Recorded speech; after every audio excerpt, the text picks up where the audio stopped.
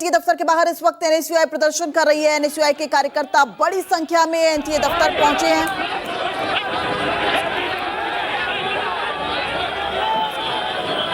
तो दिल्ली में एनएसयूआई का विरोध प्रदर्शन एनटीए दफ्तर के बाहर जो है वो किया जा रहा है।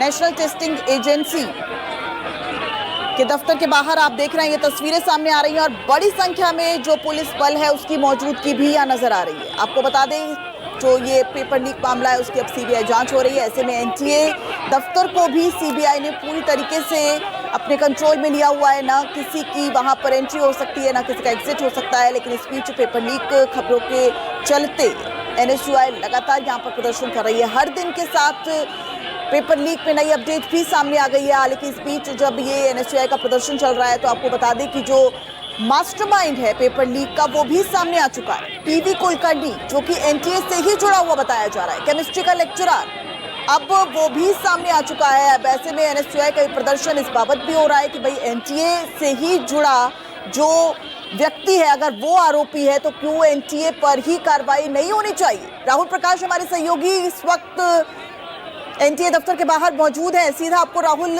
के माध्यम से तस्वीरें दिखाते हैं। राहुल, इस वक्त और क्या तस्वीरें और अब एनएसयूआई के जो ये कार्यकर्ता हैं वो क्या मांग कर रहे हैं? देखिए, सीधे तौर पर ये पिछले दिनों पहले जो नीट पेपर रद्द हुआ था, जिसमें तमाम चीजें हमने देखी थी, देश भर में प्रोटेस्ट देखा था। जो ये यूथ कहा जाए कि एनएसयूआई का जो तमाम जो छात्र वर्ग है वो यहाँ पहुंचा है। सीधे तौर पे अकाउंटेबिलिटी किसकी तय हो, ये दूसरा जिम्मेदारी जब है तो आप इस्तीफा क्यों नहीं देते, रिमूव एनटीए, इस बात का जिक्र हो रहा है और इस बात को पहले से ही उठा रहे हैं, क्योंकि लगातार ये जो एक बड़ा प्रोटेस्ट है जो हमने पहले भी देखा, जिसमें साफ तौर पे इनकी एक ही मांगे थी, एक इस्तीफा धर्मेंद्र प्रधान, दूसरा ये सीधे तौर पर कह रहे हैं कि एनटीए को रिमूव करो, कोचिंग माफियाओं को जो है उनको पकड़ो, क्योंकि ये जो देश का भविष्य, जिस तरीके से कहा जाता है कि बच्चे भविष्य होते हैं, उनका भविष्य खराब हुआ है। जिंदगी भर मेहनत करने के बाद जब पेपर लीक होता है तो तमाम सपने टूट जाते हैं, जिनकी रोजी रोटी चलती है, कहीं का पैसा लगा होता है। तो तमाम ऐसे मुद्दे थे जिनको लेकर वो आज यहाँ पर आए। हालांकि जिस तरीके का माहौल यहाँ बना है, कहा जाए कि दिल्ली के अन्य जगहों पर जो तस्वीरें हम देख रहे हैं, कहा जाए कि यूथ कांग्रेस के अलावा जो दिल्ली प्रदेश कांग्रेस है वो भी आज पेट्रोल पंप और कहा जाए कि नीट को लेकर कई जगह पर प्रोटेस्ट कर रही है। खासकर यूथ कांग्रेस की बात करें तो आज धर्मेंद्र प्रधान जो है उनके घर पर एक बड़ा प्रोटेस्ट है। और सीधे तौर पर कहा जाए कि यूथ हो